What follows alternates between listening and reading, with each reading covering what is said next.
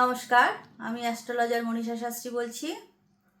প্রত্যেকটি মানুষের জীবনে চলার পথে কিন্তু তার রাশিচক্রটাই বা কুষ্টি বা হরোস্কোপ যাই হোক না কেন পথ নির্দেশিকা। কারণ এই রাশিচক্রের মধ্যেই কিন্তু জন্ম থেকে মৃত্যু পর্যন্ত সমস্ত প্রশ্ন, সমস্ত উত্তরই লুকিয়ে আছে।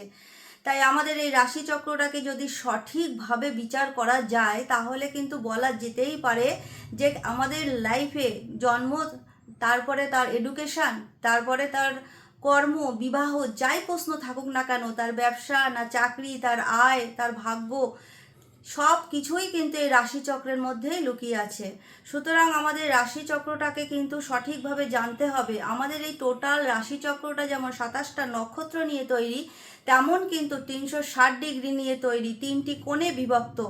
মেষ রাশি থেকে শুরু করে মীন রাশি, সেখানে কিন্তু ত্রিকোণ তৈরি হচ্ছে। যেমন অশ্বিনী নক্ষত্র থেকে শুরু করে অশ্লেষা পর্যন্ত 120 ডিগ্রি, আবার মঘা নক্ষত্র থেকে জ্যৈষ্ঠা পর্যন্ত কিন্তু 120 ডিগ্রি, আবার এখানে মূলা থেকে রেবতী কিন্তু 120 ডিগ্রি, টোটাল 360 ডিগ্রি নিয়ে কিন্তু আমাদের এই রাশিচক্রটা গঠিত। এবার এই রাশিচক্রটা বিচারের সাথে সাথে এই রাশিচক্রের সাথে চলে আসে নবতারা চক্র, যেখানে জন্ম, সম্পদ, বিপদ, ক্ষেম, প্রত্যারী, সাধক, বধ, মিত্র, অতিমিত্র, এতগুলো পার্ট পাওয়া যায়।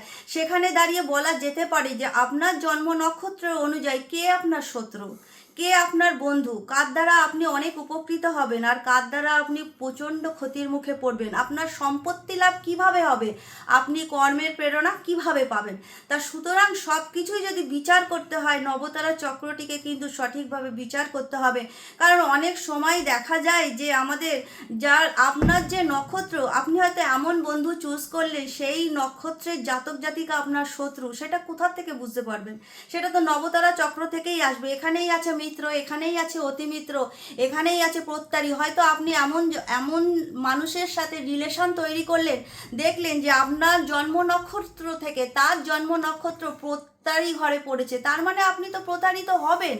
তাহলে সেই জায়গায় দাঁড়িয়ে আপনাদের রাশিচক্রটাকে সবার আগে বিচার করা দরকার। আর এই নবতারা চক্রের মাধ্যমেই কিন্তু আপনি জানবেন যে আপনার কখনো হয়তো যানবাহন থেকে দুর্ঘটনা আছে কি না, আপনার সাময়িক সম্পত্তি কিভাবে, কোন দিক থেকে আপনি লাভ করতে পারবেন, কে আপনাকে সহযোগিতা করবে, কোন নক্ষত্রের জাতক জাতিকা আপনার জন্য শুভ হবে। তা এইগুলো তো একটা পার্ট রাশিচক্রে বিচার করে জানতেই হবে। তারপরও যে চন্দ্র আর রবির অন্তরেই কিন্তু থাকে তিথি, আর এই তিথির প্রভাব কিন্তু অপরিসীম। আপনাদের শুক্লপক্ষ আর কৃষ্ণপক্ষ দুটো পক্ষ থাকে, সেই পক্ষে কোন তিথিতে জন্ম, সেই তিথি অনুযায়ী কিন্তু মানুষের মানসিক ক্ষমতা, মানসিক জোর, চিন্তা ভাবনা সব কিন্তু বিচার হয়। সুতরাং যদি দেখা যায় প্রতিপদ, ষষ্ঠী, নবমী, দ্বাদশী আর হচ্ছে অমাবস্যা, এই তিথিগুলোতে যাদের জন্ম হয় এরা কিন্তু জন্মের পর থেকেই কিছু না কিছু রোগে ভুগেই যায়। সারাটা জীবন কিছু না কিছু কষ্ট, দারিদ্রতা, অভাব এগুলোর মধ্যে থেকেই যায়। সুতরাং আপনাদের জানতে হবে যে আপনাদের রাশিচক্রে কোন তিথিতে আপনাদের জন্ম, সেই হিসাবে কিন্তু আপনারা অবশ্যই চলুন, সেখানে কিন্তু অবশ্যই ভালো থাকতে পারবেন।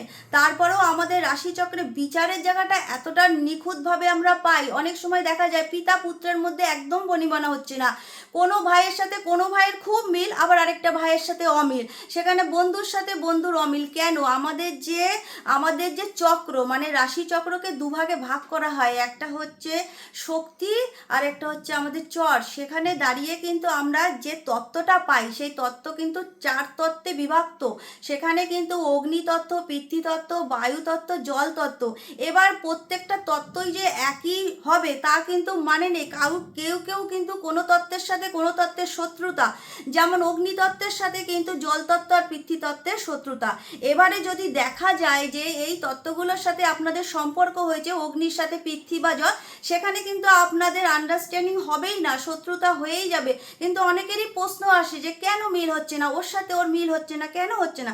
এগুলো কিন্তু বিচারের বিষয় আছে, যে কোন তত্ত্বে আপনাদের জন্ম, কোন রাশিতে আপনাদের জন্ম, ওভারঅল সমস্ত কিছুই কিন্তু বিচারের বিষয়। সঠিক যদি আপনারা বিচার করে চলতে পারেন, অবশ্যই কিন্তু ভালো থাকার রাস্তা এই রাশিচক্রের মধ্যেই আছে। আপনারা জেনে যদি জানতে পারেন, অবশ্যই কিন্তু ভালো থাকতে পারবেন।